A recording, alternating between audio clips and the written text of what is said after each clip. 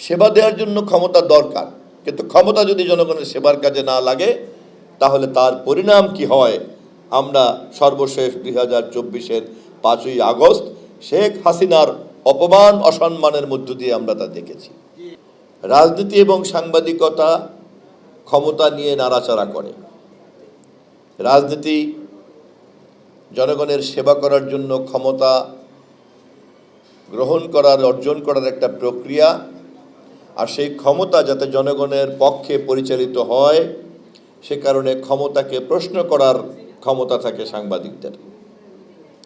ফলে রাজনীতিবিদদেরও ক্ষমতা আছে, আর সেই ক্ষমতাকে প্রশ্ন করার ক্ষমতা আছে সাংবাদিকদের। এবং রাজনীতিবিদরাও ক্ষমতা চান জনগণের কল্যাণের জন্য, সাংবাদিকরাও সেই কল্যাণের জন্য ক্ষমতা ব্যবহার হচ্ছে কি হচ্ছে না সে কারণে ক্ষমতাকে প্রশ্ন করার ক্ষমতা রাখেন। কিন্তু দুর্ভাগ্য হচ্ছে এই ক্ষমতাকে রাজনীতির নামে যদি কেউ অপব্যবহার করে, এই ক্ষমতাকে রাজনীতির নামে যদি কেউ পারিবারিকীকরণ করে, কুক্ষিগত করে, অপরাধীদের পক্ষে কাজে লাগায়, রাষ্ট্রকে লুট করার কাজে লাগায়, ব্যাংকের আমানতকারীদের টাকা লুট করার কাজে লাগায়, শেয়ার বাজারের বিনিয়োগকারীদেরকে লুট করার কাজে লাগায়, এবং যারা এটার প্রতিবাদ করে তাদেরকে গুম করার জন্য, খুন করার জন্য কাজে লাগায়, তখন সেই ক্ষমতাকে দেশের মালিক জনগণ বরদাস্ত করে না।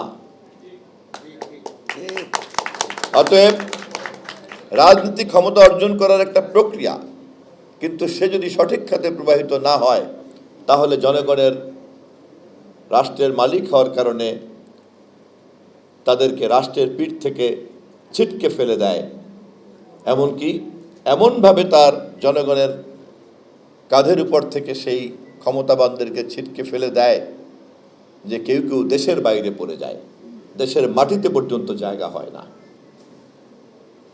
অতএব জনগণের মালিকানাই হচ্ছে সব। সেবা দেওয়ার জন্য ক্ষমতা দরকার, কিন্তু ক্ষমতা যদি জনগণের সেবার কাজে না লাগে তাহলে তার পরিণাম কি হয় আমরা সর্বশেষ 2024-এর 5ই আগস্ট শেখ হাসিনার অপমান অসম্মানের মধ্য দিয়ে আমরা তা দেখেছি। আবার এই কাজ সঠিকভাবে করছে কি করছে না, সরকারকে এবং ক্ষমতাকে এই প্রশ্ন করার ক্ষমতা আছে সাংবাদিকদের, কিন্তু সেই ক্ষমতা যদি কেউ কাজে না লাগিয়ে দুর্বৃত্ত এবং স্বৈরতন্ত্র ফ্যাসিস্ট ক্ষমতার পক্ষে সাংবাদিকতাকে ব্যবহার করে তাহলে তার পরিণাম কি হয়? সেই সমস্ত দালাল সাংবাদিকরা এখন কিন্তু ফ্যাসিস্টের দালাল হিসেবে কারাগারে আছে,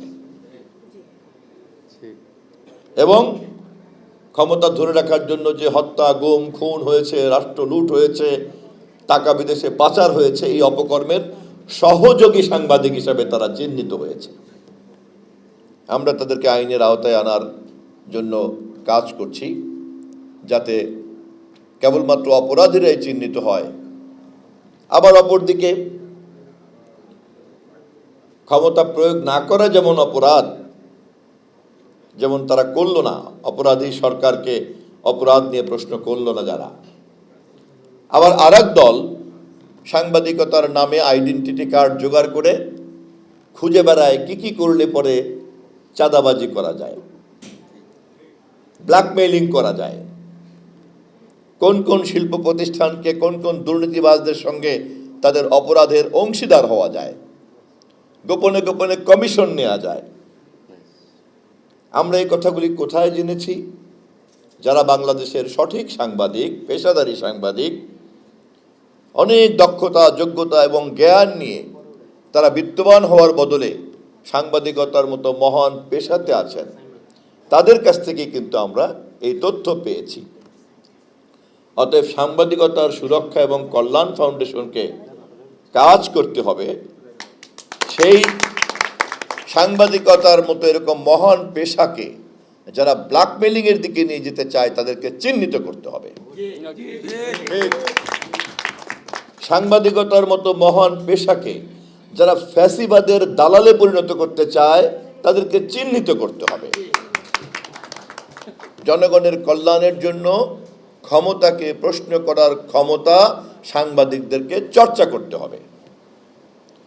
সাংবাদিকতার মতো মহান পেশার এই ক্ষমতা, অধিকার, দায়িত্বকে সুরক্ষা দেওয়ার জন্যই আপনাদের এই ফাউন্ডেশনের কাজ করা উচিত।